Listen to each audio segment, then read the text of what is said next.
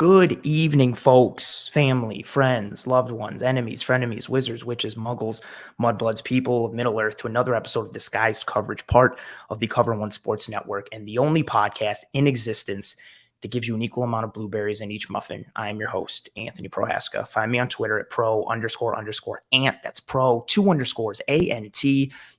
Give me a follow on the old Twitter. Same handle for TikTok as well, pro__ant. A lot of film clips and video breakdowns and things that also get posted to Twitter that also get posted to the TikTok. But feel free to give me a follow on both of those platforms and applications if you so choose. In tonight's episode, I'm very excited for this episode, as I am for all episodes. I don't want to throw shade at any other episode that I've done. But as you folks know, here on this show, we like to talk X's and O's and scheme and structure and matchups and the hows and whys of football. And my guest tonight is very comfortable in that world and very accustomed to speaking in that light when it comes to the game of football. And without further ado, I'm very excited to bring him onto this episode. Mr. Ollie Connolly of the Read Optional, fantastic name of Gridiron and of the Guardian US. Ollie, as I mentioned to you off air before we came on, huge fan of your work. I have a true appreciation for people who really can diagnose the hows and whys of football and who can explain it at a high level, but also make it digestible for the casual fan to read. And I think you're top notch when it comes to that. So I'm very excited to have you on. Thank you for joining me. Thank you for having me. You're welcome. Just in case some people don't know who you are, what you do, or familiar with your work, I know I mentioned some of your plugs, but feel free to shoot from the hip right now. Let everybody know where they can find you on socials or your work or what you're working on now, anything and everything. Feel free. Yeah, the Read Optional is the main hub of everything. I will get out the way up front. People will be freaked out maybe by the accent. That happens all the time. I'm used to that at this point. It's this kind of mangled Bostonian British weird thing that's going on. You know, I worked in scouting for years at Western Michigan and a whole bunch of NFL scouting services. Lived in Boston until the Great Plague came to descend on us all, and I moved back to the UK for a little while since that. So I always like to get that out up front so people are like, okay, this is tuned correctly. I have the right podcast on. It is fine. We will get through this all together, people. Do not worry. I am well aware of the accent. Yeah, at the moment, the Read Optional is the main thing, particularly for diving into X's and O's, which is what we do there, as we talked about in the pre-interview.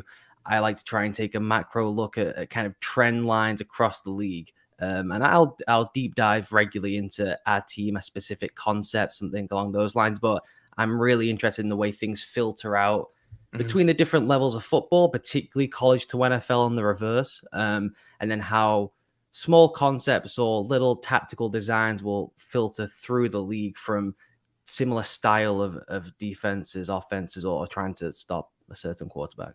Yes, and that's so important for, again, we were talking about this off air, but I feel like a lot of fans get, and it's understandable, they get caught up in the silo of their individual team and lose sight of the bigger picture or the broader landscape. And I also love that you mentioned college football, because there's so much like what we see. And even if you go further, like what you see in the NFL, a lot of it gets started like in high school or college, and then it matriculates its way up the pipeline.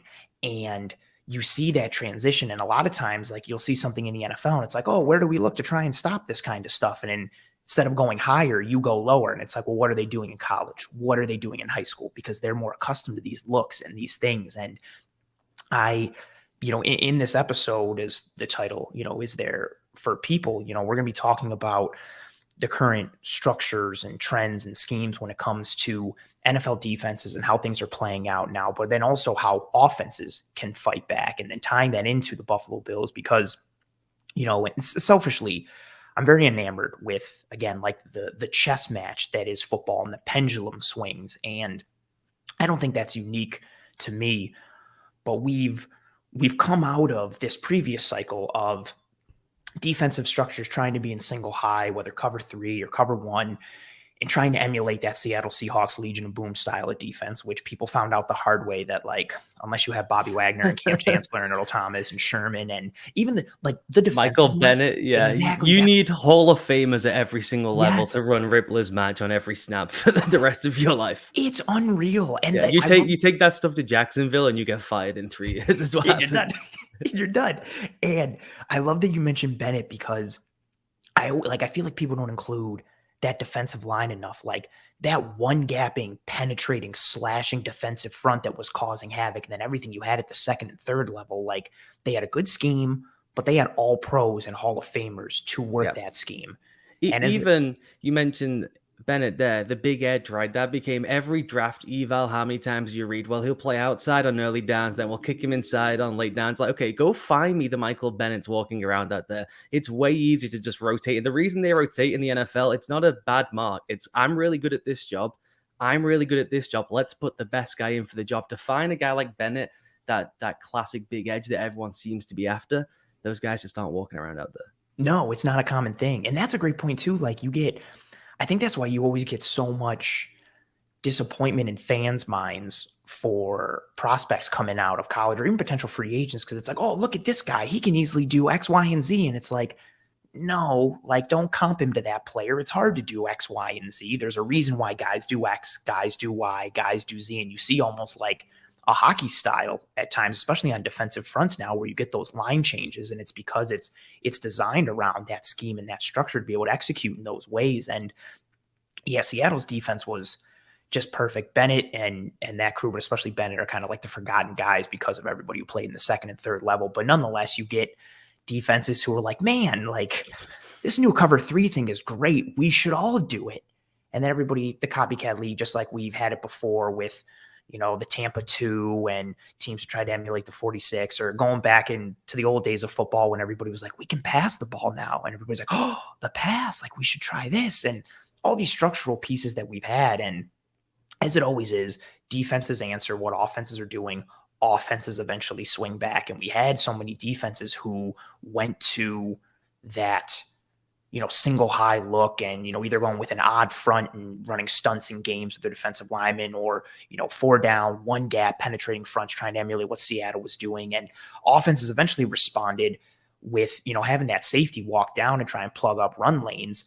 Offenses were like, cool, we're just going to annihilate you with overs and crossers and stress that area in front of the post safety, but behind your second level, and just crush you on the seams over and over. And so what we saw was an answer from defenses into this world where we are now, where we're living in more of a 2-high safety look pre-snap with disguised coverages and spinning safeties down, and 2-high looks post-snap and quarters and match coverage and all these games that they're trying to play. And as I mentioned to you offline before we started, you're kind of like the third or fourth installment of this series that I had.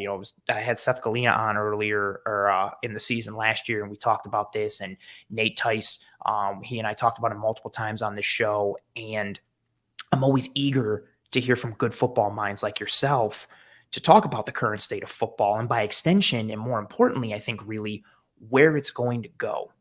And that's something you hit on in your most recent article, in talking about where we think offenses, or where you think offenses might go as we start to hit in 2022. Because again, it's all about the power structure never stays within defenses. Anytime defenses take it back, it's just a matter of time before the offenses fight back, take it. It's an offensive league. The rules and scheme fit what offenses are trying to do. Everything is skewed towards playing the offense. So I guess, starting there, why the pistol, or what really do you want to hang your hat on when you think what offenses, are going to do when it comes to 2022 to fight back against the current trends we're seeing defensively? Well, the thing that's really interesting, if you go and look at all the wide zone then boot guys, right, and you rip through LaFleur, Shanahan, McVay, Stefanski, if you want to throw him into it, but it's kind of hard with what happened with Baker and the injury, is these guys were thinking of this last year before it came, right? It's funny the way, particularly when you're on the outside and you talk about the game and then you see kind of some of the national coverage, you were talking about almost like the local hyper-focused and more like national mainstream. Things feel like a year behind. Is that a lot of these guys tried to make this move to ditch a lot of the wide zone then boot stuff last year because they saw what was coming. Like you said, they understand the pendulum of things. I Yeah. don't think that McVay or even Shanahan, with the connection to his dad and kind of the Mhm. background of that style of offense, I don't think they're doctrinaire coaches. I think they just run what works and they know what works really well. And so you go and see Stefanski and particularly LaFleur building that multi-progression passing stuff, which Mhm. I've written about a ton that I'm sure you've spoken about with Nate. Mhm. You see McVay just go to the super spread. 30% of the offense in empty. We are just going super spread out and we're playing pick apart point guard football. And Mhm. again, with that multi-progression passing where they kind of invert the typical reads you would find in the concepts they're running, but in a quick game concept to one side of the field, putting an intermediate and deeper breaking concept to the other side of the field. Then you see LaFleur is all like gap scheme power run football now. Yes. And what you are finding is it's either going to be two back football, okay, run them out of the two deep stuff, or if you want to still run the wide zone then boot stuff. The reason I wrote the pistol is trying to figure out the guys who want to stay with that as kind of the core concept of their offense, Mm. wide zone, boot out of it. And the only real way I think to fuse that when they're going to and spinning is the pistol for a whole bunch of reasons that we can get into if you want to. Yeah. Um, but it's interesting to me how ahead of it they were, that they could Yeah. foresee it, and they all installed it a year before you would expect, to the point of Shanahan's solution was, I'll draft Trey Lance. And so I will move to the pistol with Trey Lance. And we see him drop Trey Lance in the Cardinals game, and it's the Lamar Jackson offense with a guy who Mhm. can throw the ball a little bit further. So that to me is really fascinating. When you talk about these kind of macro elements of the game, the guys most closely associated with the system, like you see the Patriots now, they're installing that system and having a nightmare with it Yeah. this preseason. It's The not great. guys, the guys who have been most associated with it have all moved along and are all trying to now find new solutions. And it was not smooth sailing for the Rams. That thing was a mess for large portions of the season, whilst they tried to figure out what they want to be. But there are kind of loose, different jumping off points, which would be the two back, the super spread, the multi-progression passing game, and then the pistol, which is maybe your happy middle ground to keep doing what you want to do if you are one of those doctrinaire guys. Yeah, I think when you're looking at the pistol, it allows you to kind of still like you said, like that middle ground. It allows you to get to some power run game stuff and some inside things and directly hit defenses, but also still work in the pass. And I love that you mentioned what LaFleur does and the gap runs, because this is something I really have my eye on because we're in this spot now where defenses are all built to stop the spread and then stop zone runs. And then we've seen those outlier teams when they're really cooking, like the Ravens, like the Indianapolis Colts. When they run gap, it can be a problem. The Bills are a perfect example of that. The Colts came in last year with, and I guess now it's meaningless because the Colts, fizzled out.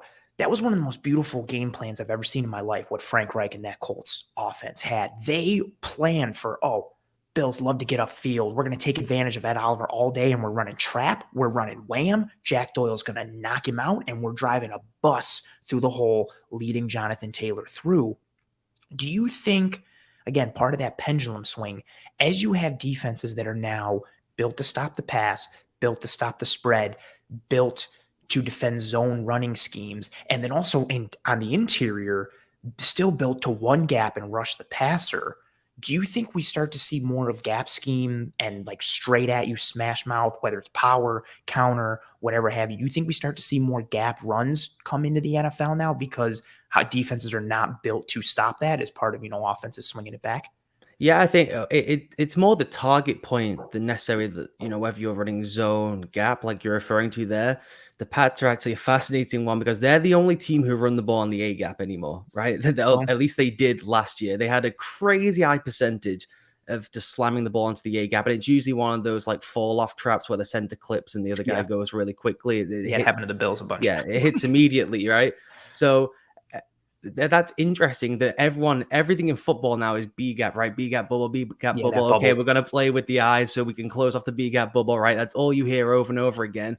Well, there's a void there in the A gap unless they're playing in a bare front, and then I would like to think we could get some movement up front there because we know we're snapping the ball, right? That's Yeah. the most basic part of football. So there's so many different versions of the gap scheme run. Like, are we hitting it to the perimeter? That seems unnecessary. Or as like you said, if they're going to purposely lighten the box, even if they're playing 6-1 or a 5-2 box, then yeah, I think we'll see more and more of it. I think it's, like I said, it's the target point and it's the delivery mechanism, which sounds like a fancy word, but what I'm saying is, are you going with a move tight end? All right. Are you running a split flow to move the tight end, or are you playing two-back football? And two-back football, which I think we'll see a load more of, does not have to be Ricard or Juszczyk. That could be Dawson Knox, right? Where you're just using him in a two-back way where you're moving someone.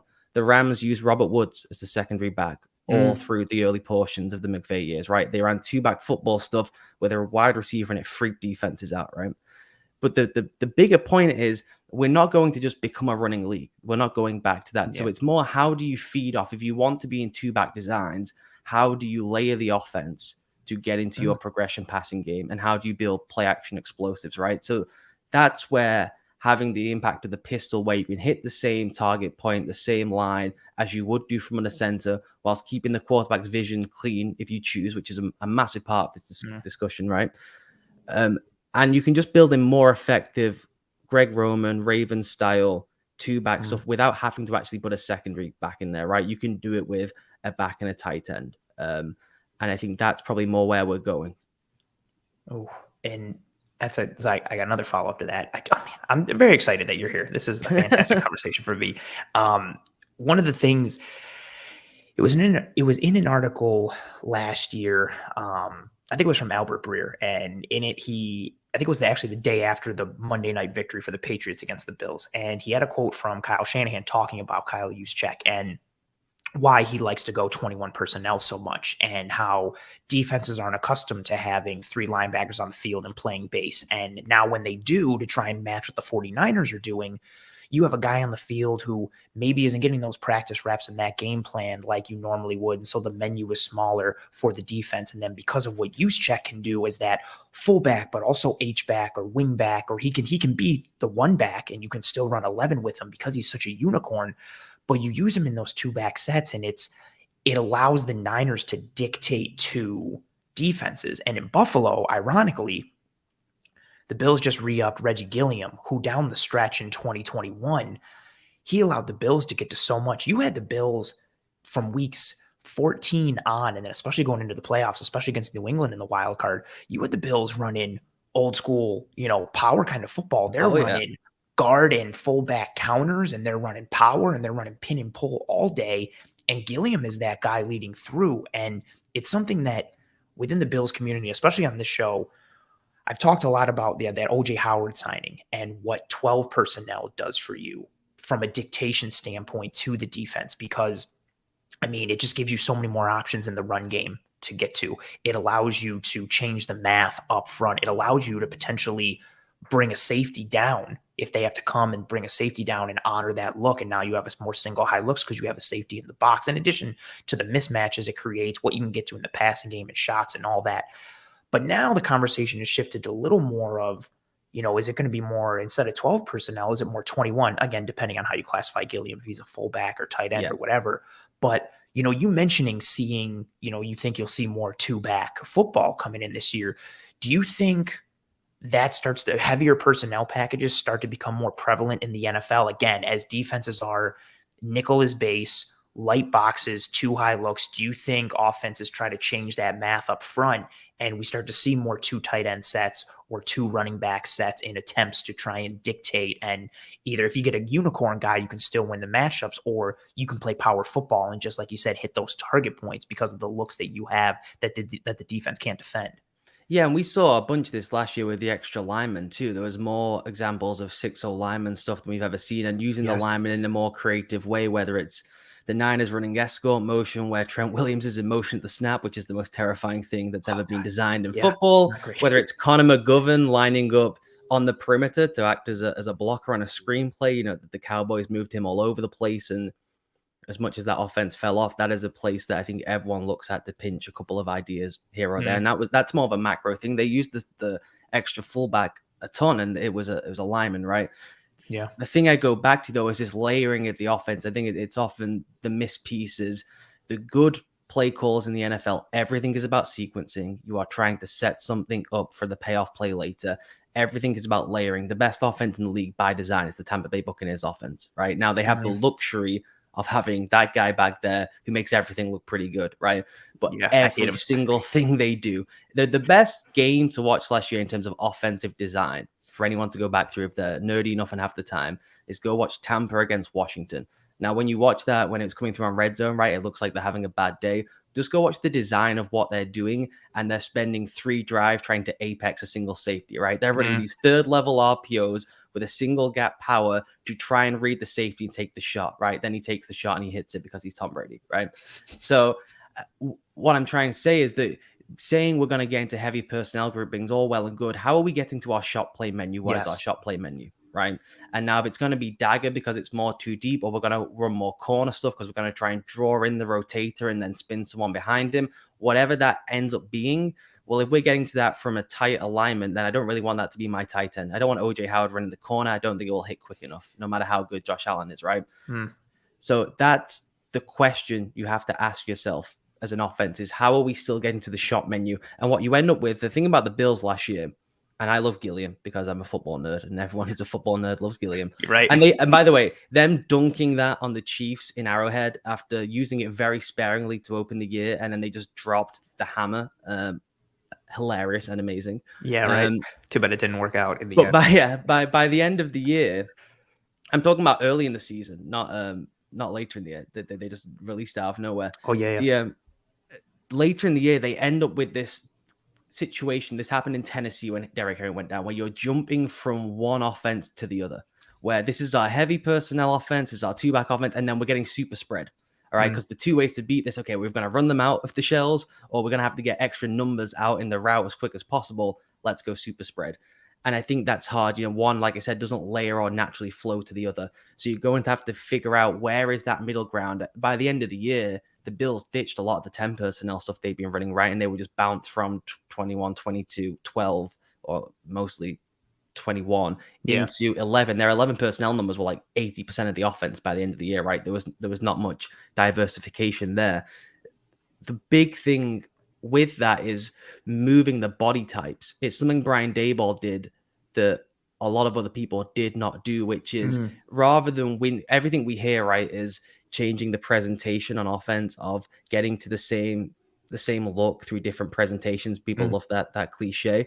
He wouldn't so much change the formation as just switch the body types. It's like, we'll run the same play again. We'll line the guys up in different positions. It causes the same amount of headache. We still have to communicate, well, I've got Stephon, who have you got?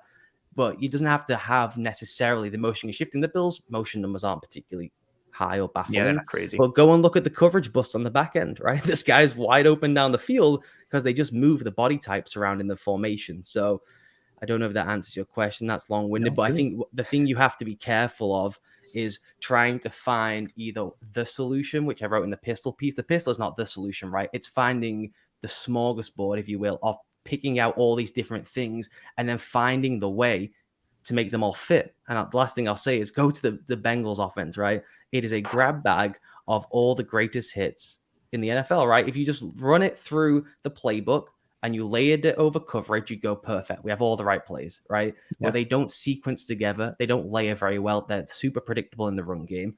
Their run from the gun game is an abomination. So you have to not just pick out these are necessarily the best answers. One, you got to look at your own personnel. And two, you have to figure out how does this come together as some kind of cohesive plan that we can kind of shape over the course of the season. If 2-back football is the right answer, but you don't have the right way to layer out of 2-back with your, if OJ Howard isn't it for you in the deep passing game from 22 personnel, it ain't worth sticking in there. Yeah, that's a huge piece, because I feel like that's a lot of the cliche like square peg in a round hole type thing. And it's like, well, yeah, like let's run more 12. And it's like, but if you don't have the horses to run 12, you can't. And that's also another piece, like how you layer things in. I love that phrasing, and being able to get to so many things from similar looks as well. I think that's where someone even like Gabriel Davis, if we're just sticking with the Bills, that bigger body type receiver who can also offer you an advantage in the run game. It's one of the reasons harken it back to the draft this offseason. I really like Drake London from a traditional X standpoint, his ability to separate what he could do. But I love the idea of like Drake London as like that power slot kind of guy who can crack down on edges or linebackers who can dig out a safety. And now you've got someone, so you're running 11 personnel if you want to put him in the slot. but he can function almost like a tight end in a 12 look because of what he can do and what he can block with. And then that gives you a schematic advantage because now you've got a mismatch. If he's blocking on that nickel corner, or even he can provide support in the run against bigger body guys that he shouldn't really be able to, then you also add his receiving ability on top. You have that multiplicity. And granted, it's going to depend on how teams layer it, but do you think we start to see more? I think from the defensive standpoint, a lot of the talk now is like those tweener guys, whether it's a big nickel or teams going to more like 3 safety looks because of the advantage that it can offer you in the pass, but also the run. Do you think we start to see more of that from an offensive standpoint? Do you think we start to see more, bigger bodied receivers come into like form or fashion as teams want to be able to get to everything without tipping their hand and tipping tendency in order to do that, trying to chase more tweener body types? Yeah, that's a great point. Yeah, it's one of the great misunderstood things about the Eagles playoff run is that everyone went RPO, RPO, RPO, and then everyone was like, "Well, should we stick in should we tag our inside zone with a slant?" Everyone looks at each other, thumbs up. Okay, we're innovative now.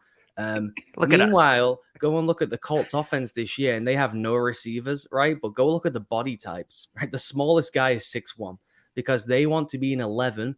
And they want to do smash mouth spread football, right? Exactly. And what then you're look at the talking Eagles, about. then grabbing Zach Pascal from the Colts, Exactly. and now to be able to run that. And the Eagle body types are ginormous. Devonta Smith is lean. Okay, Yeah. The size isn't necessarily stand up there, but it's nothing wrong with having a vertical burner from the slot every once in a while chucked on the top. They want to play smash mouth spread football from 11, and then you figure out, what you're going to stop. Do you want to roll in the box? I ain't doing that. Okay, so then we will dare you defensively. Do you have the patience to read this out and to bait it down the field?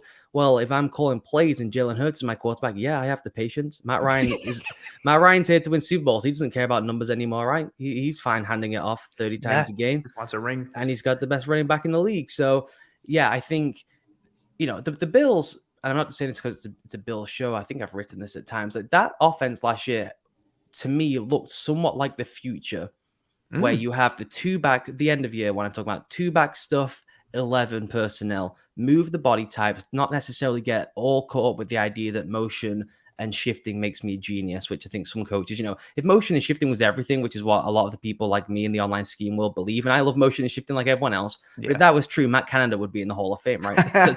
His entire thing, right? And his offenses stink, right? So moving the body types, layering the offense properly, obviously having a great player, but being able to say we can play condensed 2-back football with the same bodies with a quarterback option, super rare, and we can go super spread and run an RPO game, right? 11 personnel, exact same players on the field. Yeah. Right. And that is where, like, to your point, Juszczyk and Ricard, it's just not fair. No. It is not fair to have those guys in the league at the moment. And I'm surprised that they weren't more valuable this offseason, trying to find those kind of tweener hybrid H-backs. Yeah, it really gives you that, like, I think a term that's used so much now is like chess piece. And just because, again, it allows you so much and allows you to dictate. And that it's funny, mentioning what the Bills offense was towards the back end of the year and how that is, or you envision that as kind of like the future. There's a lot of, I disagree with it. And I did a full episode on it last week, but there's a lot of thought within like the Bills fan community, like Bills Mafia, of obviously they wanted the Bills to be a passing team and run through Josh Allen, but you have and whether they're just the minority, but they're very vocal, or there's a lot of them and they're not the minority, a lot of Bills fans who just want to chuck the run completely. And they think the run is worthless. Show up, run it 50 times. The metrics say, or pass it 50 times. The metrics say pass it, pass it, pass it. You've got Josh Allen. You don't need to run the ball.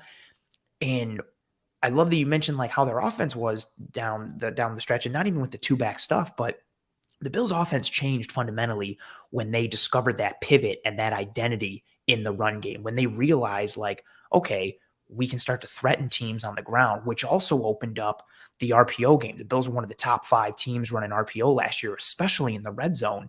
And it's funny how much better your RPO game works when teams, defenses have to honor the R part of an RPO, and they can't just sit at the second level and be like, I don't care if they're going to do run action. I'm sitting at the second level. Go ahead, hand it off. We don't care. Suddenly, all these glances and free access routes are open now for Stephon Diggs and Gabriel Davis and Dawson Knox, because defenses and that second level, that linebacker group especially, are biting on that run action in the RPO game.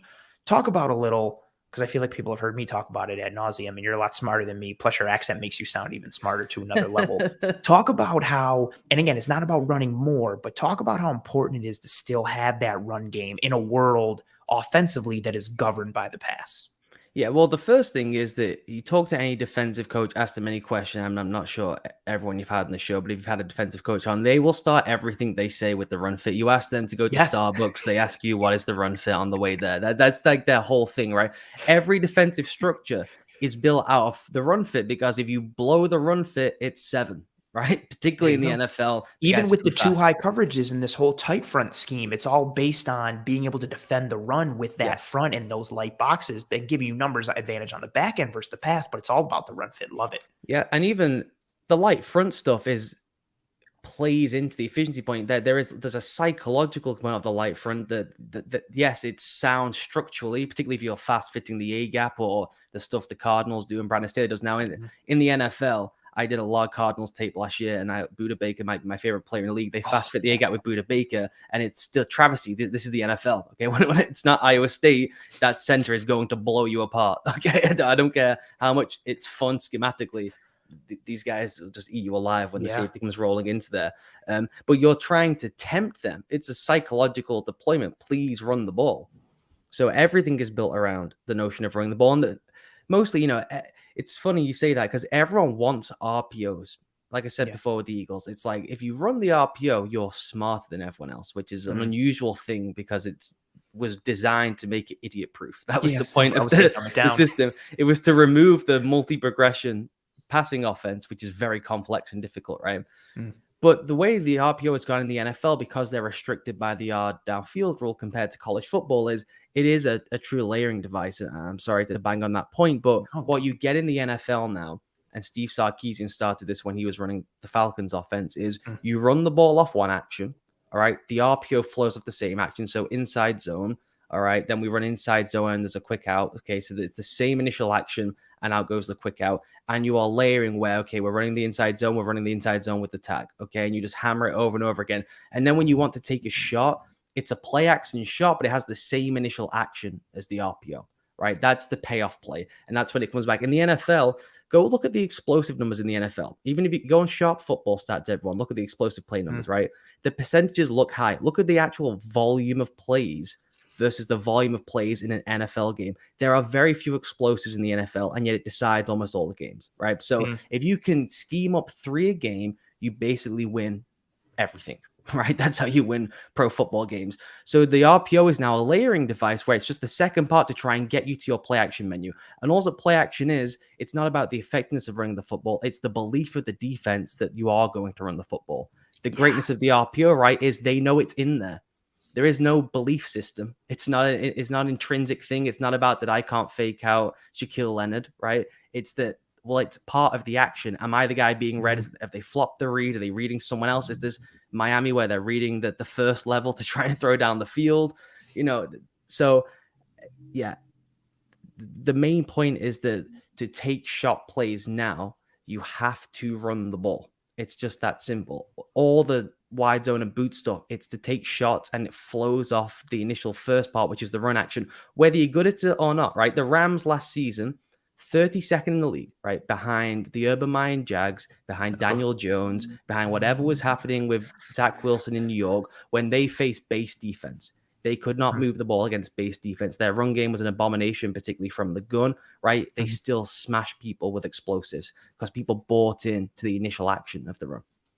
Yeah, and then you're looking at Cooper Kupp downfield and Van Jefferson downfield and Odell and Woods before he got hurt. And I love that. That's because that's really what it comes down to. Like you said, like, I mean, again, even at the core ideology of the defensive structures we're seeing now with 2 high, it's all about limiting the explosives. You're trying to control the verticality of an offense and keep everything in front of you and force them into choke points and kill zones and keep it all in front of you, which, if you're an offense now, you can kind of try and drill down on that harder. And okay, defenses are trying to prevent us from getting vertical and creating explosive that way. Let's, step on the gas even harder and still try and create those verticals. When you look at it from a defensive standpoint, and you mentioned this in one of your most recent articles, because again, different analysts, they highlight different aspects of the game as their biggest takeaways, but you focused on, defensively, on defenses changing the pre to post snap picture as your quote unquote most effective part of the defensive fight back, which obviously I'm a big fan of. The show is called Disguised Coverage, so I'm all about it. But, talk about that piece in terms of why that's what you hang your hat on when it comes to how defenses are, succeeding against offenses in today's game. That's the biggest thing. And at all, you can run through all three different levels, right? The defense. So number one, what's happening at the back end of the defense, you always start safeties in. So they're staying, as you said, they start in two deep shells and they rotate to one. Where are they rotating to? Who's rotating where? Are they doing something like the Chiefs where it's a nickel replacer, where the down safety spitting to the nickel spot and then the nickel is spitting out to one of the safety spots and who is where? And that, by the way, is important because, and I've written about this a lot. It's funny, I wrote a giant piece on rolling out of Tampa 2, which might bore everyone except the people who are 30 odd minutes into this podcast. And immediately I got back a ton of responses that was like, well, what does it matter if the shell is the same? Right. And it makes some sense. I when I was recruiting people in high school, you would hear this, right? Well, if the image is the same at the end, what does it matter? Right. I throw to the open guy. Okay. Understood. It makes some sense. But depending on the spin, depends on the window, right? A guy dropping out from the nickel spot is different than a guy rolling towards you, right? The open areas of the field are different if one guy's spinning from one hash to the other one than if he just stands there, right? Yes. So that's important. So they changed the presentation on the back end, mostly because NFL teams still played from under center for a large portion of the plays, particularly when the McVay, Stefanski, LaFleur offense, Shanahan offense kind of retook hold of the league. And the big disadvantage of that for the defense was they couldn't see the ball, right? It's pretty simple. The guy is hiding the ball in play action. Well, he can't see downfield either. Is kind of what everyone hit on, right? Well, he's turning the back. So what you do is you start in too deep. As he makes himself blind, you change the picture. That means when he comes out of the drop, it sounds really basic, but it's everything that makes Fangio say these guys are people here about being called geniuses. That if you move where the pieces are, when they turn back around, now the picture has changed. So what do they have to do? They have to reevaluate what's happening, right? They can't just grip it and rip it, which is what you want to do. Don't want Jimmy Garoppolo thinking, right? You want the ball out on time. Jared Goff, ball out on time. Hit Kittle on the Y cross, right? Pretty basic stuff. If they change the picture, now it's about adding extra beats, right? And that's all what defensive football is, which goes to your point of changing the pre to post snap picture. All you're looking for is beats. You add extra beats in there, you get more chance for pressure to get home to the quarterback, for there to be bad decisions. All kinds of stuff goes wrong when the quarterback has more time, right? That's just unless they're the really great ones, and then you're struggling anyway. So it's mostly about adding extra beats in terms of changing the picture. It's also just about layering the defense, which I'm sure you've talked about a whole ton. Is that when you move on the back end, you just add an extra piece into the structure, even if you're getting to the classic one would be the one robber, right? The most basic one people would be able to understand on an audio format. You're adding just an extra layer into the defense, and now we're 4 layers deep or we're 3 layers deep, depending on the structure, as opposed to being 2 or 3 deep, depending on the structure. So that's the main thing. I mean, at the linebacker level, and if you want me to stop at any point, please. No, I'm sure, I know people are enjoying it. The listeners are. I'm also enjoying the hell out of it. So you do you, man. This is fantastic. The interesting one at the linebacker level in terms of changing the picture, there's the two things. So that's the main thing, is the spinning and rotations on the back end, right? From 2 to 1. So everyone keeps saying 2 deep shells. What they really mean is 2 to 1. That's what's happening in the league. Up front, you obviously have the zone pressures, the simulated pressures, the creepers. There's people have different definitions for which is which is aligning in different spots and bouncing out. So it looks like one thing pre-snap, right? It looks like pressure. It looks like not pressure. Yes. And they all bounce out. And the big one on that is, and I don't know why it took defensive coaches this long. I remember talking to a coach from Georgia about this, where he was very, very young and was confused why this was not understood. The offensive line only has so many rules, and it's pretty well known, right? You go down the hall and ask for the playbook, and you can find the 12 rules in there, right? Especially if you're going spread, your options are limited if you're just running a 5-man surface. Absolutely. So if you know the rules, you use the rules against them. So we've got the simulated pressure world, right, where people are disguising who's coming from where, and it's still safe pressures as they call them, which is still four guys going. So Yep. um, that's kind of the main picture change there. Linebackers involved too, whether they're mugging or you put someone on the end line. But the other last one that is, I think, my most interesting, and it goes back to your point about running the ball, right? Where it's a bare front world in the NFL. They don't play three down like they do in college. That's the massive bifurcation of football, is that in college they play three down, three deep. You can't do that in the NFL. No. You'll have your 4-eye, he will get wiped to the moon. It's the NFL, right? That's Trent the Williams on Chargers. the double team. You're in big trouble, right? And even they would play with 6 down and still get wiped to the moon, right? They didn't have good enough players. No, they didn't have the horses for it. So what you have to figure out if you're playing in a bare front world is, I have 2 linebackers off the ball, and if they move the picture, because the offense can move, right? They can shift, they can motion. Where can I move my guys to? Can one move to the end of the line of scrimmage if they load up to one side of the line of scrimmage? Can I back someone off if they move to a spread formation, right? And you see this with Cincinnati massively, where they would just have a roaming front. They would start with a 5-2 box, and they would take one linebacker and they'd walk him down to the end of the line of scrimmage. They would make it a 6-1 box. So you're seeing a whole bunch of movement. And obviously in the wide zone world, you're trying to find where you have any semblance of an overload, or it's the right fit for you, or otherwise it gets really tough with the reach. So that's the big thing, is we're seeing way more walking pre-snap at the second level. You're seeing the walking up front, obviously, in the simulated creeper pressure world. And then in the secondary, they're moving at the snap, so that once you turn around or you try and get into your progression, the picture has changed on you. So it's just an awful lot of moving, and it's really complex when you have 2.7 seconds to figure out what's happening.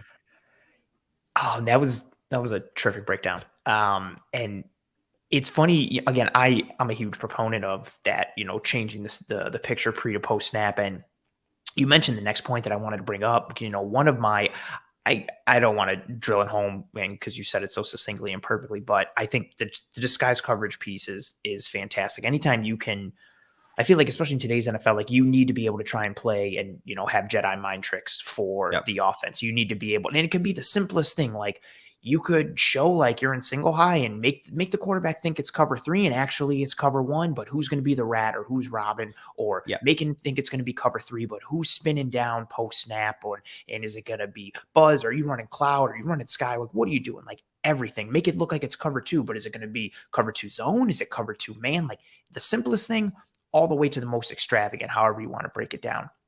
But then a big thing for me, and a thing I'm a huge proponent of, you mentioned it, the simulated pressures.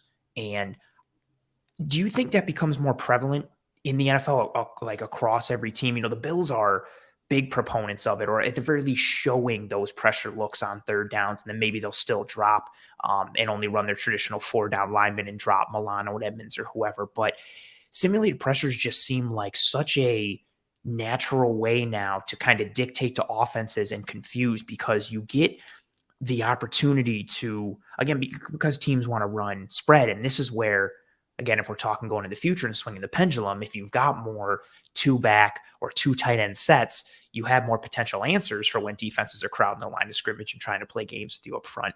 But with those simulated pressure looks, you have the opportunity to confuse offensive linemen, create matchups that you want, or at the very least, force an offense to either keep in a running back or a tight end in to protect, or at the very least delay them getting out into the route distribution. And you have the opportunity to change that math. Because again, like you said, you're showing 6 at the line, but you're still only bringing 4. Granted, maybe you don't want your defensive end or your defensive tackle dropping into coverage all the time, but you still have the potential to create a numbers advantage in coverage with 7 in coverage versus potentially 4 in the route distribution. So you have the numbers advantage in coverage, combined with the opportunity to create some confusion and maybe a free runner or a matchup that you want in the rush going up against the quarterback. I feel like there's so many, again, as we say, chess piece, parts again, but there's so much chess match potential with simulated pressures and the ability to dictate to offenses.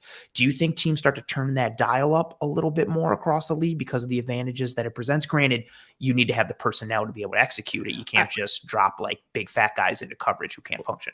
I don't think, well, you tell that to the Bengals. They tried that last year, Ogunjobi and stuff. It was That's a bit fair. of a whiff, but it was, creative at least. I admire the chutzpah of giving it a good old try.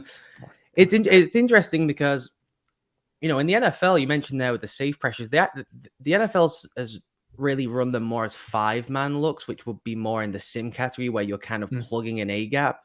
Whether it's just the 5 across where you stand the one guy and you run the classic split front, the 3-3, 7-7 or 9-9, depending on how you make it up. I mean, the league still wants to get to an organic pass rush because that's just the best way to be, right? Yeah, the reason the Rams brought in Von Miller last year was to change their pass rush profile. They were rushing 5 guys too much, and they knew in the postseason we will get cooked by Aaron Rodgers. So yes, we need to change the profile. Now, it's funny that in the Super Bowl, reverting back to the 5 across front is what won them the Super Bowl, right? Because they got Donald one-on-one. But they got to the Super Bowl because they were able to dramatically change their pass rush profile. So I think at heart, they're all still of that world. But the safe pressures that you're describing there, where you're lining up with as many as you want down there, more of the Brian Flores style, right? As many as you want across the front, and then whoever will bounce out, we will dictate the blocking mechanics to you, which means we can designate who we want. Ed Oliver, for instance, we know Ed Oliver will toast this right guard. We can dictate the blocking mechanics so that we get it one-on-one. And then you have to figure out how quick the ball's coming out, right? You have to do the maths on that. I think we'll see more of that. And I think we'll particularly Bill-centrically, you would see more of the overload stuff that we've seen where it's make sure we can find a way to keep our best players clean. So if we put Oliver and Miller together and we put someone else to that side of the formation, well, then we know we're dictating the one-on-one. So I think finding those ways to dictate the one-on-one, even if the guy's bouncing out, they have to be prepared for the fact that they're going to have to go big on big across the board. So that in terms of what we see from Sims, it's just that the league has too many good players. A lot of that in college is because they don't have good enough players. And I know Georgia does it. And what they've done is taken the best scheme with the best players and wrecked the world. It's unreal.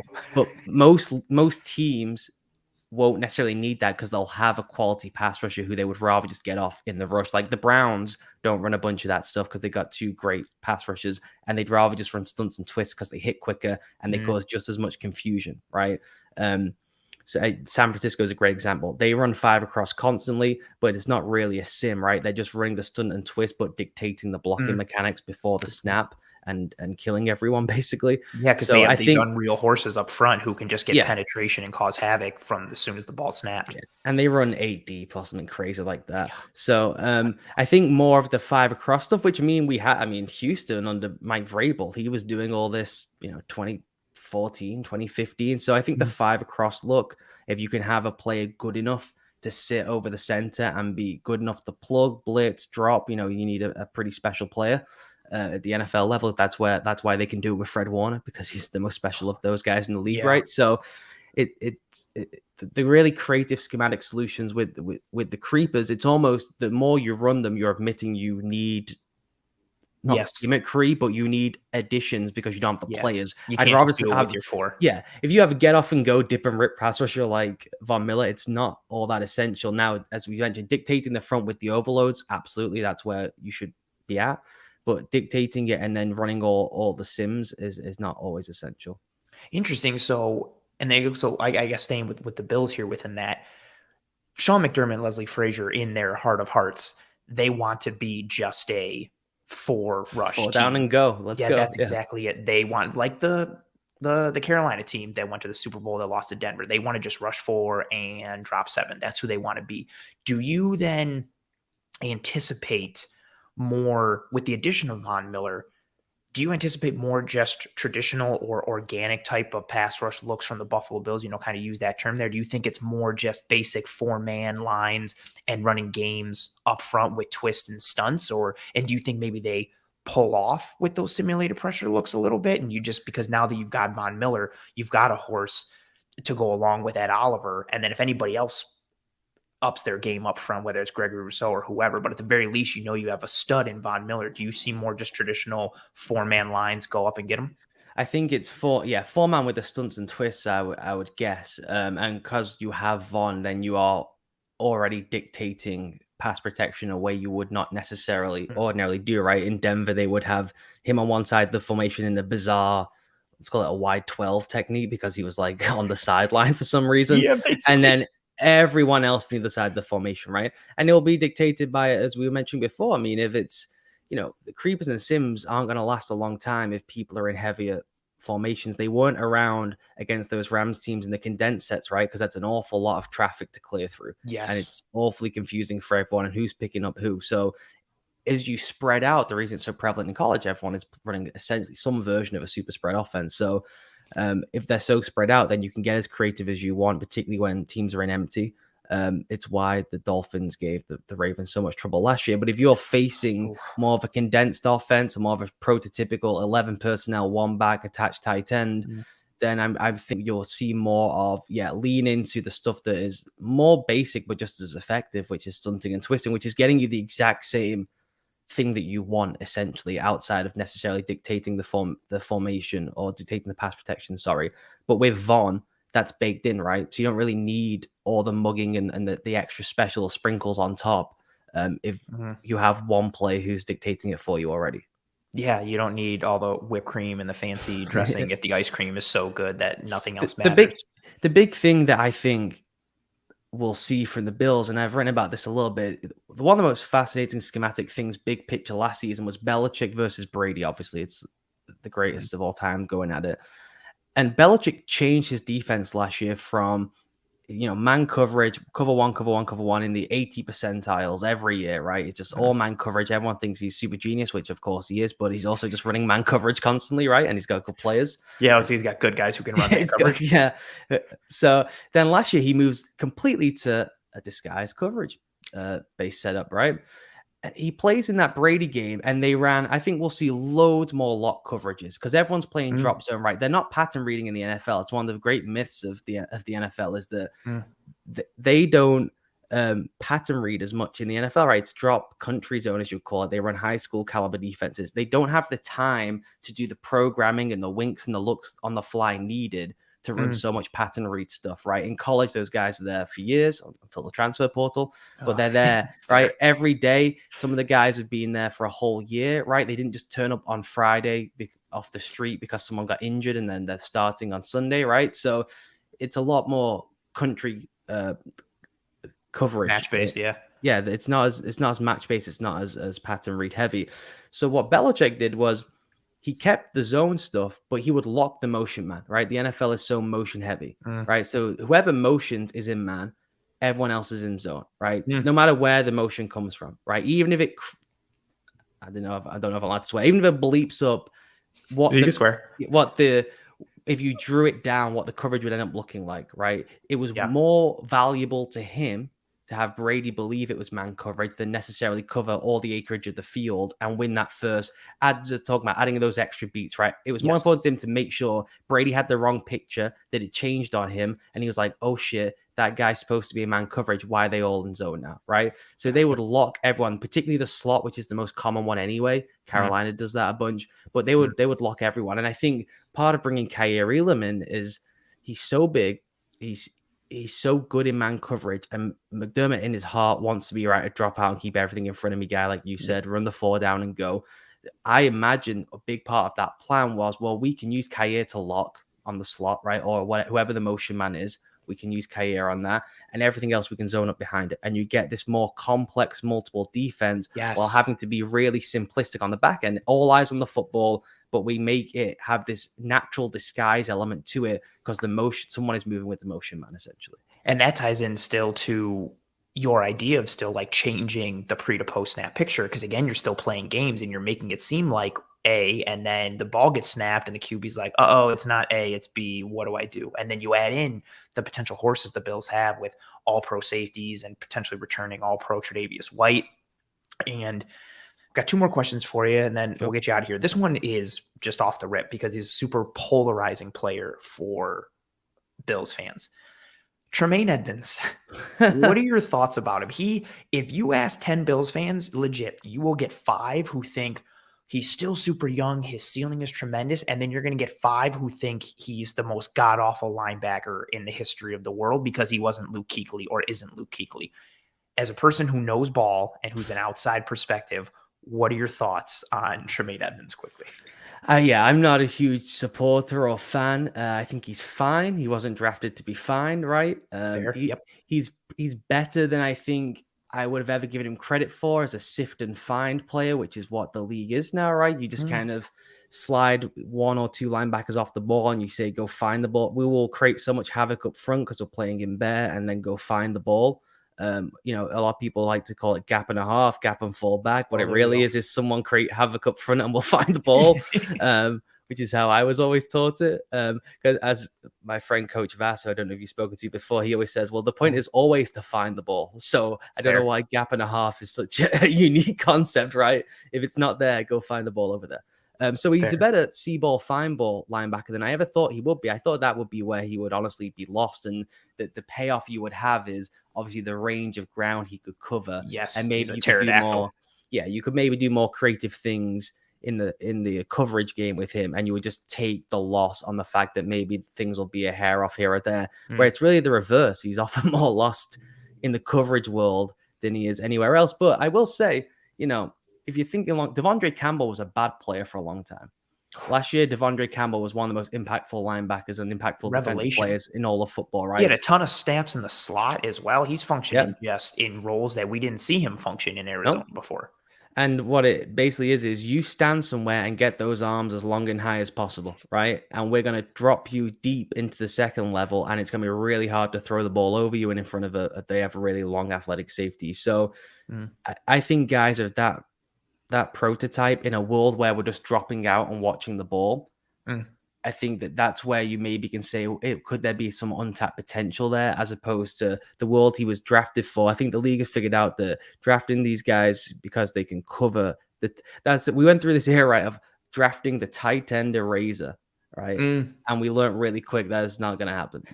Not a thing. Kelsey, Kittle, too good. They know where the ball's going before the snap. You don't. Ain't happening, right? No. So thinking of anyone in that degree anymore is a mistake. But can he be a get in the passing lanes, big armed guy? Yeah, I mean, he could absolutely be that. Very fair. Last question for you, and then we'll send you on your way. So this whole episode, we focused on scheme and structure and shifting our eyes forward while keeping an eye on how we got here. We've touched on it, in different spurts in this episode here with talking about the Bills offense. What do you envision for them for 2022? New offensive coordinator and Ken Dorsey, and just everything we've seen so far in training camp has been a lot of versatility, a lot of multiplicity, a lot of factoring in more two-back sets with Devin Singletary and James Cook, more two tight end looks, more Reggie Gilliam, still seeing 11 personnel, still seeing 10. Is there anything overarching that you expect to see from the Bills offense in 2022, especially given that they're the type of offense that current defensive trends were designed to, limit and try and stop? Cook is the fascinating one. I don't think you can overstate the value of him for them specifically. It's one of those ones that I joke about on draft night where there should be a commissioner veto where it's like, no, that's not allowed. That's too much. Kyle Hamilton to the Raven. No. Right. Oh, yeah. You guys aren't allowed to do that. We talk so much about jumping right from your big personnel offense, whether it's 12, 21, however you want to divvy that up, to your spread offense, right? The easiest way is to have the back who can move, right? Now, how often have we seen in the NFL, Pats were famous for this with James Wright, use the reload motion, right? Lines up as a receiver, we're in empty, we're going to reload the formation, he comes back in, communication ensues defensively, some kind of breakdown happens, you hope, or you get the reveal, right? The coverage reveal. Okay, they're running this. They've had to communicate. Now we know they're doing this. Usually if you go from empty where there's a limited coverage menu to a single back set, then there's only a couple of checks a defense would use and something you can pick up basically through film study, right? To have that be effective and not have them just say, bleep this, we're sticking with what we're doing. The guy has to be a real threat, right? The Pats, when they were doing all that, they used to do a double reload. The one back would come in, the other back would go out, right? Yeah. Which is really exciting, and Dorsey should pick that up because that's really cool, right? But one of them was Rex Burkhead, right? And Rex Burkhead running the screen pass, everyone's excited. Rex Burkhead running, a dig, not so fun. The thing about James Cook is he's a legitimate receiver. Yes, and you have to treat him as such. So he's just the natural tendency breaker. And that to me is terrifying. The only way I think that you can look at the Bills and say, okay, we can maybe get a beat here is Daboll was happy to be predictable. He didn't really care because he thought he had, like you say, the horses to beat the teams. Dorsey, if he wants to be more multiple and less predictable, then that's terrifying for the rest of the league because the only hope you have is kind of knowing what's coming. And I think the thing about Cook is he brings so much diversity both to the run game and the passing game. and the fact and him being the middle ground piece to help them flow from one to the other. So I'm unbelievably excited to see how they get him involved. I really hope it's not just that he's in for certain sets and they maybe use him in the slot. I think you can do some really, really cool stuff with him, even if it's just off the ball and it's to give Allen a heads up on what's happening. I think you can use Cook in such creative ways to make life really easy for the QB. Oh, that's fantastic. I love all those points, and not just because they've echoed a lot of my similar sentiments, especially on last week's show. Just his ability as a potential coverage identifier or mismatch creator, and just everything you can do with him. Again, chess piece in out of the backfield, lined up in the slot, lined up outside. The advantageous ability that he gives your offense because of his skill set, and it's something that the Bills haven't had at all in Josh Allen's tenure. And it's something they went after hard this offseason in trying to get, Chase Edmunds. And then they have a deal in place for JD McKissick. He doesn't come. Brandon Beane gets upset, decides to sign Von Miller. And lo and behold, here we are as we walk into the 2022 season. Well, go ahead. The other thing is to beat too deep coverage, if that's the world we're going in, you just want as many guys you can just throw the ball to as a punt return. They just make a play. You make just it easy on you. Yeah, you just got to get on with the game. It's the pick up and flick it RPO, right? Is that you just run a stop and you stand there and I'll run the ball if I want to. If they sag off and they give you a 6-yard cushion, I'm just throwing the ball. Devontae Adams gets like a bazillion yards out this season. They just throw in punt returns. If James Cook is going to be flexed out, that's our easy punt. Every time they're off punt return, right? He's going to beat someone in space probably. And we can just play athletes in space football, which is what the Bills have been the best at in the league. Yeah, and it's a way to, and then you're factoring in with that, those too high looks. And again, this is something I mentioned last week. The defenses are trying to limit your explosives from a vertical standpoint and down the field standpoint. So if you can create explosives underneath because of all the space that's available underneath, because of, especially when defenses are playing the Bills, not only are they going with too high looks, but they're also going with zone coverage to try and keep everything in front of them. If you have some kind of underneath availability and you can get it to guys who are explosive and you can create explosives underneath, all of a sudden, whether it's because of that, or if you're pairing it with heavier personnel and formations and alignments, now you're forcing those safeties to come up. You're forcing everybody to start to creep towards the line of scrimmage a little bit. And then that opens an area of the field up vertically, which you're already trying to attack and known for attacking anyway with Josh Allen and Diggs and Gabriel Davis. Ooh, a lot of potential. I love that you pinned on that towards the end there. And this was fantastic. I'm very happy that you came aboard here and I could sit and just talk ball with you for quite a long time. But I know we talked about 45 minutes to an hour, so I want to make sure I get you out on time, even though we're slightly over. But Ollie, you were absolutely tremendous. A lot of comments have been coming in as we have been winding down here about how great of a guest you were. And as I mentioned a lot, the show is live every Wednesdays at 7 p.m. I wouldn't just move the start time for anyone. I did it because of how tremendous you are. So put that as you're welcome. You're welcome as a feather in your cap. And just in case, people missed out on the beginning or came in late, tell everybody where they can find you, what you do, and all that kind of stuff. Yeah, you can find me. Twitter's the central hub of tweeting anything out, obviously any columns, podcasts, anything. So you can just find me there at Ollie Connolly. I would recommend if you're listening to this kind of show, then go to readoptional.substack.com. That's the newsletter where I get outrageously nerdy in terms of X's and O's. And as you mentioned there, the future of the NFL, according to my brain, which could have been 5 a.m. in the morning thinking, was that we're all going to see the Gary Kubiak, Peyton Manning offense when the fossilized Peyton Manning carried the Broncos to the NFL. You slot a Josh Allen, you slot a Justin Herbert into that setup versus what we're seeing with, you said, with the moving, rotating shells on the back end. And I think that's one key conversation we'll be having throughout the season. And I love that piece again, because it ties into, again, you can get to multiple things, pass and run, from those looks. And it's another option of being able to layer in a variety of things and not give away tendency to the defense and allow you to dictate and fight back. This was absolutely tremendous. I really appreciate you again taking the time, coming aboard and just, displaying all your insight and knowledge. This was a tremendous time. Thank you so much for coming on, man. I really appreciate it. Thank you for having me. Anytime. Yes, sir. Later, Ollie. Man, we get a lot of great guests here on the show, as you folks know that. But Ollie was a choice one that I was very excited to have on, because, a little peek behind the curtain for this week.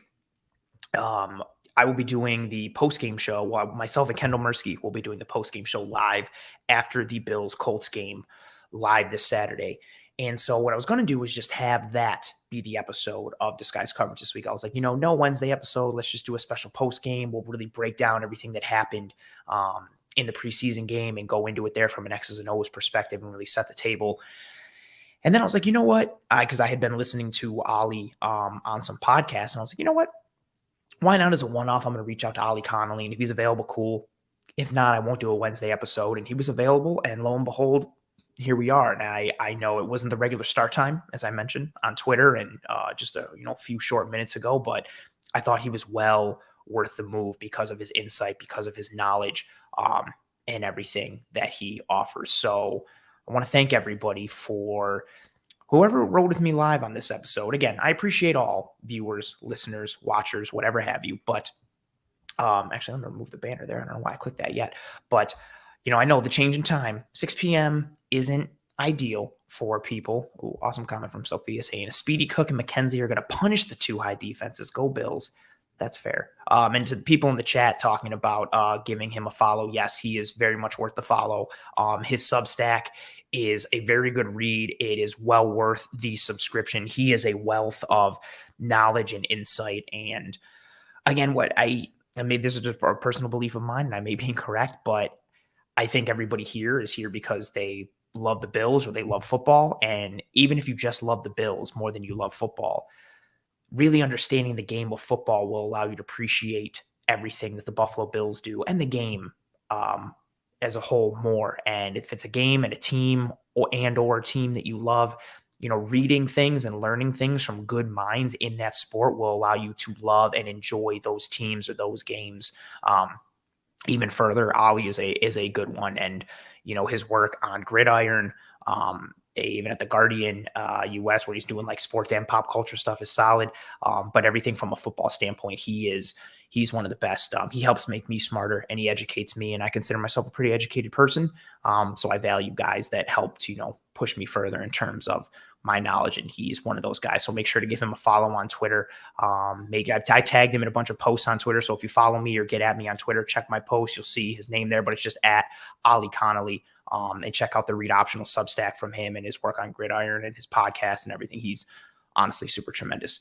But yeah, we will be diving into the Bills preseason game this Saturday live immediately following the game. So make sure you tune into Disguised Coverage. Again, that'll be immediately after. The game ends at 7:05. We're going live at 7:10. And if it ends at 7:25, we're going live at 7:30, whatever have you. So tune into Disguised Coverage live right after the Bills opening preseason game against the Indianapolis Colts. And I would be remiss as we start to, kind of wrap things up a little bit here. Mention the sponsor, One Pie Pizza. It's in the episode show notes. The best pizza, hands down, in Buffalo, New York. Go and get yourself some One Pie Pizza.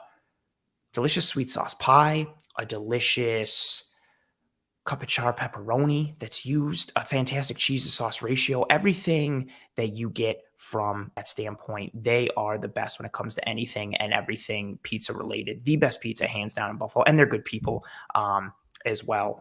Talking everything that they do from trying to knock out cancer, partnering with Roswell, to partnering with the Alzheimer's Foundation, to partnering with the SPCA. So do some good for the community and for yourself and your taste buds and everything by getting yourself some delicious One Pie Pizza. Find the online menu in the episode show notes. And as well, so there's the One Pie Pizza.